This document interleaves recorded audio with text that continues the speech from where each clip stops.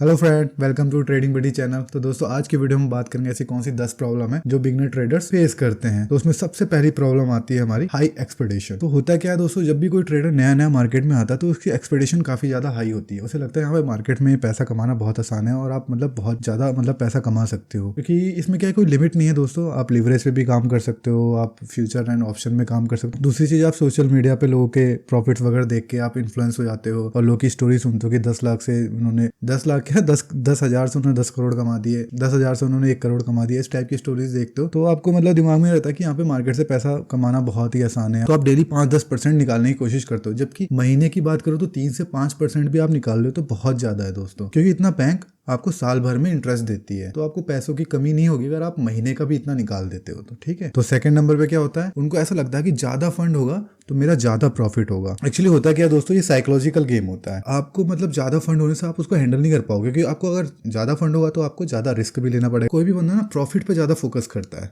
वो ये नहीं सोचता कि उसे रिस्क कितना लेना पड़ेगा। आप देखते हो कि इसके 10 लाख का प्रॉफिट हो गया, 20 लाख का प्रॉफिट हो गया, लेकिन वो 10 लाख के प्रॉफिट के लिए वो कितना रिस्क लेते होंगे। अगर 1:2 का भी रिस्क रिवॉर्ड होगा उनका, तो 10 लाख का जो प्रॉफिट कर रहा तो 5 लाख का रिस्क भी लेता होगा। तो आप 5 लाख का रिस्क लेके और आपको अगर लॉस होता तो कोई फर्क नहीं पड़ रहा, तब आप ऐसा सोच सकते हो कि मेरे पास ज्यादा फंड होगा तो मैं ज्यादा प्रॉफिट कर सकता हूँ। नहीं तो आपको उल्टा सोच के चलना है, आप अभी के हिसाब से कि आप कितना रिस्क ले सकते हो, कितने पैसे के लॉस होने पे आपको ज्यादा साइकोलॉजिकल इंपैक्ट नहीं पड़ता उस बात का। मानिए आपका क्या कहते हैं 2,000 का आप रिस्क ले सकते हो। 2,000 अगर आप ट्रेड पे किसी भी लॉस होता है तो आपको कुछ ज्यादा फर्क नहीं पड़ता है, और आप पर ट्रेड में 2% ही रिस्क लेते हो तो उसके हिसाब से आपको 1 लाख का फंड होना चाहिए। तो पहले 1 लाख के फंड से काम करो। ये नहीं कि आपके पास 15-20 लाख है तो सब लेके आप बैठ गए ट्रेडिंग करें। आप पहले 1 लाख से काम करो, 2,000 का रिस्क लो, और उससे क्या है कि आपको साइकोलॉजिकल मिस्टेक्स नहीं होंगी। जो आप रिवेंज ट्रेडिंग करते हो ये सब चीजें नहीं होंगी आपकी। बहुत लोग ऐसा सोचते हैं दोस्तों, अगर मैं 1 करोड़ से ट्रेड करूंगा तो मैं बहुत बेहतर ट्रेडर बन जाऊंगा, पर ऐसा नहीं होता दोस्तों। आपको फीलिंग उससे डिटैच होनी चाहिए। आपको जो पैसे हैं वो नंबर की तरह दिखने चाहिए। अगर आप जो भी रिस्क ले रहे हो, जो भी ट्रेड में आप रिस्क का रिवॉर्ड रख रहे हो, तो आपको पैसा नहीं दिखना चाहिए, उससे आपकी अटैचमेंट नहीं जुड़ी होनी चाहिए कि मेरे को अगर इतना पैसा आ गया तो मैं ये करूंगा। ऐसा नहीं होना चाहिए। उसके लिए आपको ये सोचना चाहिए बस ये एक नंबर है जो ऊपर नीचे हो रहा है। तो दोस्तों वो तभी हो पाएगा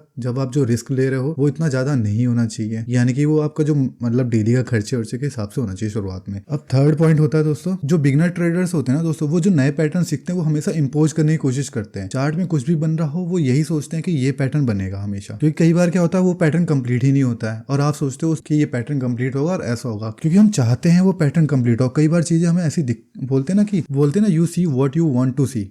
तो कई बार ये भी चीज होता है, हम जो देखना चाहते हैं वही चीज हमें दिखता है। तो हम कई बार हम जो पैटर्न्स होते हैं उनको इम्पोज करते हैं जबरदस्ती चार्ट के ऊपर। तो उनको पहले बन जाने दो पैटर्न को, उसके बाद से कंफर्मेशन आने दो, उसके बाद ही ट्रेड। मान लिया कोई सिंपल सा पैटर्न है कि आपको लग रहा है यहाँ पे डबल बॉटम बन सकता है, डबल टॉप बन सकता है, तो उसको पहले बनने दो। जब वो एक्टिव हो जाए, या कोई कैंडल स्टिक पैटर्न है, मान लो हैमर है, तो हैमर का अगर जब तक हाई ब्रेक नहीं होता तब तक हैमर एक्टिवेट नहीं होती है, तो उसको ब्रेक होने दो, उसके हिसाब से एंटर करो। फोर्थ है कि जो हम ट्रेड करते हैं दोस्तों वो हम अपने ट्रेडिंग प्लान के हिसाब से नहीं करते। कई बार आपने डिसाइड कर दिया अपने रिस्क एंड रिवॉर्ड के हिसाब से मैं टारगेट यहाँ पे लूंगा, लेकिन क्या होता है बीच में थोड़ा बहुत उसके आसपास जाके वहां पे जो प्राइस होता है ऊपर नीचे मूवमेंट देने लग जाता है, तो हम उसको पहले ही बुक कर लेते हैं। और कई बार क्या होता है लॉस जो होता है हमारा स्टॉप लॉस के पास आता है, तो हम क्या करते हैं स्टॉप लॉस को नीचे मूव कर देते हैं कि स्टॉप लॉस नहीं कटना चाहिए हमारा। तो इसकी वजह से हम क्या करते हैं, जो हमारा ट्रेडिंग प्लान होता है और जो हमारे ट्रेडिंग सिस्टम के हिसाब से जो टारगेट दिखा रहा होता है, जो स्टॉप लॉस दिखा रहा होता है, उसको हम फॉलो नहीं करते हैं। ठीक है, तो ये भी बहुत बड़ा रीजन होता है बिगनर्स के लॉस करने का। तो कभी भी दोस्तों आपने जो डिसाइड कर रखा उस पर टिके रहो। या तो आपका स्टॉप लॉस कटना चाहिए या आपका टारगेट आना चाहिए। ये नहीं कि आप बीच में ही कुछ डिसाइड कर रहे हो। हाँ, स्टॉप लॉस को मूव कर सकते हो, ट्रेड को मैनेज कर सकते हो, लेकिन उसके लिए भी आपके पास स्ट्रिक्ट रूल्स होने चाहिए। फिफ्थ पॉइंट होता है दोस्तों, कोई ट्रेडिंग रूल नहीं होना, जो हम बात ही कर रहे थे। कई लोग होते हैं जिनका ट्रेडिंग रूल ही नहीं होता, वो अपने हिसाब से ही ट्रेड कर रहे हो। तो ये भी बहुत बड़ा रीजन होता है बिगनर्स ट्रेडर के फेल होने का। उनके पास कोई ट्रेडिंग का रूल नहीं होता। अगर वही बोल रहा हूँ जैसे कि आपको ट्रेड मैनेजमेंट भी करना है, तो उसके लिए आपके पास स्पेसिफिक रूल होना चाहिए कि हाँ मैं स्टॉप लॉस को कब मूव करूंगा और कहाँ मूव करूंगा। उसके लिए एक रूल होना चाहिए जिसमें आपके इमोशंस ज्यादा नहीं आएंगे, नहीं तो आपको हर फ्लक्चुएशन पे कुछ ना कुछ इमोशन जरूर आएंगे। उसके हिसाब से आप गलत डिसीजन ले सकते हो। हमेशा क्लियर रूल्स रखो और उनको फॉलो करो। और सिक्स्थ पॉइंट है दोस्तों, जो बिगनर ट्रेडर होते हैं वो अपने ऊपर यकीन नहीं करते, अपने ट्रेडिंग सिस्टम पे। अब आपने रूल बना लिया, सब कुछ कर लिया, ठीक है, लेकिन आप उस पर यकीन ही नहीं कर रहे हो। आप क्या सोच रहे हो कि यार कोई एक्सपर्ट बता दे। तो हम क्या करते हैं दोस्तों, जिनको भी हम एक्सपर्ट मानते हैं, हम हमेशा उनके ओपिनियन सुनना चाहते हैं कि वो क्या कह रहे हैं। हम उस हिसाब से, अगर हमारा ट्रेडिंग सिस्टम कह रहा है बाई करने का, लेकिन हमारे जो एक्सपर्ट रहे हैं वहाँ पे कह रहे हैं अभी बाई नहीं करना है, सेल करना है, तो हम वहाँ पे नहीं लेते हैं। यानी कि हम अपने ट्रेडिंग सिस्टम को फॉलो ना करके हम क्या करते हैं, जो एक्सपर्ट्स ओपिनियन को फॉलो करने की कोशिश करते हैं या किसी टिप्स के चक्कर में रहते हैं। तो जैसे लिवरमोर कहते हैं दोस्तों, अगर कोई बंदा दोस्तों ट्रेडिंग से अपना खर्चा चलाना चाहता है तो उसे हमेशा अपने जजमेंट पर भरोसा करना चाहिए। Nobody can make big money on what someone else tells him to do. तो कोई भी बंदा ना जो टिप पे कोई भी काम करके पैसे एक दो बार कमा सकता है, लेकिन बहुत ज्यादा पैसे नहीं कमा सकता। आप ये कर सकते हो किसी के अंडर में रह के सीख लो, वो अलग बात है, लेकिन वो सीखने के लिए आप करोगे उसको, मतलब ये नहीं कि उससे मैं बहुत ज्यादा पैसे कमाऊं। तो ये आपको नहीं करना है, कभी भी टिप पे काम नहीं करना है। और 7 पॉइंट है हमारा, जो बिगनर ट्रेडर होते हैं ना वो हर मूवमेंट को कैप्चर करना चाहते हैं। थोड़ा सा ऊपर गया उसको भी चाहते हैं वहां पे बाई कर ले, थोड़ा सा नीचे आया उसको भी चाहते हैं वहां पे सेल किया होता है उनने, और कहीं पे उनका टारगेट हिट हो गया वो एग्जिट हो गया, तो उसके बाद अगर उनके जिस डायरेक्शन में उन्होंने ट्रेड ले रखी तो उस डायरेक्शन और ज्यादा चला जाता तो वो उसके लिए भी अफसोस करते हैं कि मैं पूरे मूवमेंट को नहीं ले पाया। तो ये भी एक बहुत बड़ा रीजन होता है जिसकी वजह से वो चार्ट पे ही बैठे रहते हैं कि उनको कोई भी मूवमेंट मिस नहीं होना चाहिए। तो जैसे लिवरमोर क्या कहते हैं, the desire for constant action irrespective of underlying condition is responsible for many losses in Wall Street, even among the professionals who feel that they must take home some money every day as though they were working for regular wages। जैसे कोई बंदा दिहाड़ी पे काम कर रहा होता है तो वो सोचता है कि डेली उसको दिहाड़ी मिले, तो वो इस टाइप का सोचने लग जाते हैं कि उनको डेली ही प्रॉफिट करके जाना। जैसे मैंने अपनी ट्रेडिंग जर्नी में बताया कि शुरुआत में मैं भी ऐसा सोचता था मेरे को डेली ही प्रॉफिट लेके जाना है। ये मतलब हर बिगनर के साथ होता है और इससे काफी ज्यादा आपको नुकसान होने के चांसेस होते हैं। उसके 8 पॉइंट है not following proper risk management. ये तो आप सबको पता होगा कि रिस्क मैनेजमेंट अच्छे से फॉलो नहीं करते हैं। उसका रीजन वही है हाई एक्सपेक्टेशन, क्योंकि अगर आप ये सोच के आ रहे हो कि आपको डेली 10 से 15% कमाना है तो आपको रिस्क भी 5-10% तो लेना ही पड़ेगा डेली। तो यही है कि उसमें आप रिस्क मैनेजमेंट कैसे फॉलो कर रहे हो, क्या है आपका रिस्क मैनेजमेंट। आप ट्रेड गलत हो रही है कोई बात, अगर लेकिन आप प्रॉपर रिस्क मैनेजमेंट के साथ बैठे हो, जब आपकी ट्रेड सही जाएंगी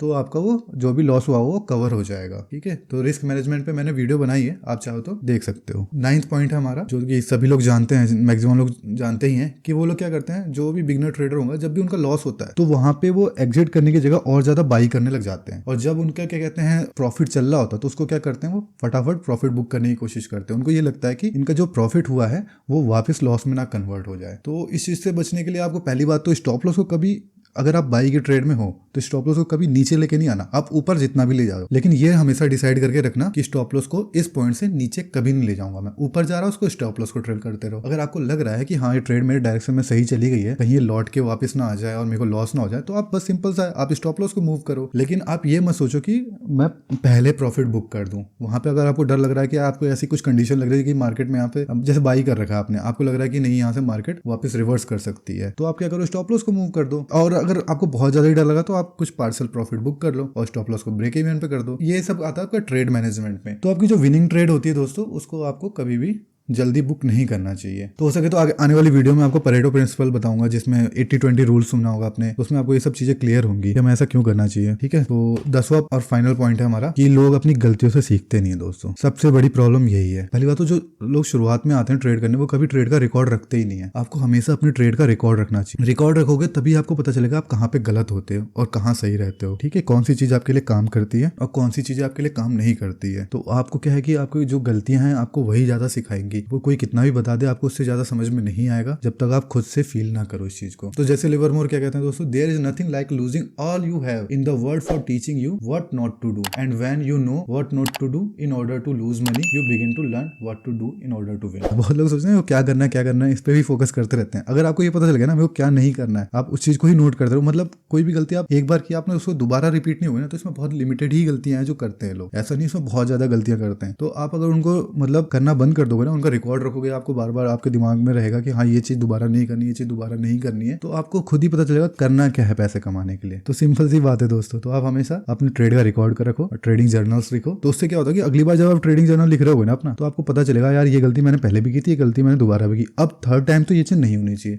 तो वो चीज नहीं होगी। एक्चुअली हम क्या सोचते हैं, हम अपने माइंड पे ज्यादा भरोसा कर लेते हैं कि हमें हमेशा याद रहेगी चीजें। आपने गलती की, कुछ टाइम आपकी ट्रेड सही चली थी, फिर उसके बाद से क्या होता है दोबारा वही गलती होती है, लेकिन हमें फिर बाद में पता चलता है। इसलिए आप उसी टाइम जर्नल लिखते रहोगे ना, तो आपको पता चलेगा हाँ ये चीज मैं पहले कर चुका हूँ, वो आपके दिमाग में बैठती रहेगी। उसके से जिन्होंने यहाँ तक वीडियो देखी उनके लिए एक एक्स्ट्रा पॉइंट है, ये एक्चुअली गलती नहीं है, एक राय टाइप की है। Remember that stocks are never too high for you to begin buying और too low to begin selling. होता क्या है कि ना लोग ऐसा सोचते हैं कि यार ये बहुत ज्यादा ऊपर चला गया है, अब इसमें बाई नहीं करूंगा, या ये बहुत ज्यादा गिर गया इसमें बाई कर लेता हूँ। तो ये बिल्कुल गलत एटीट्यूड होता है। तो इसमें हम क्या करते हैं, हमेशा ट्रेंड के अपोजिट जा रहे होते हैं। तो जो मतलब अच्छा मतलब स्टॉक कर रहा है, मान लो आप कोई टीम बना रहे हो क्रिकेट की, ठीक है, उसमें आपने मतलब जो अच्छा खेल रहा है तो आप ये उस पर बैट कर रहे हो कि यार ये इसने बहुत टाइम से अच्छे फॉर्म में चल रहा, अब ये खराब खेलेगा। मतलब जो स्टॉक अप ट्रेंड में आप सोच रहे हो यार ये काफी ज्यादा ऊपर आ गया, अब इसको करेक्शन आना चाहिए, और लेकिन जो नीचे गिर रहा है तो आप सोच रहे हो काफी गिर चुका है, इसको अब मूव मिलना चाहिए। तो ये तो वही बात हो गई कि कोई बंदा है जो खराब खेल रहा है, आप सोच रहे हो अगली बार ये अच्छा खेलेगा, तो इस बेस पे आप अपनी टीम चुन रहे हो। तो ये तो बिल्कुल गलत प्रैक्टिस हुई ना दोस्तों। तो इस चीज को हमेशा याद रखना, और मिलते हैं दोस्तों नेक्स्ट वीडियो में।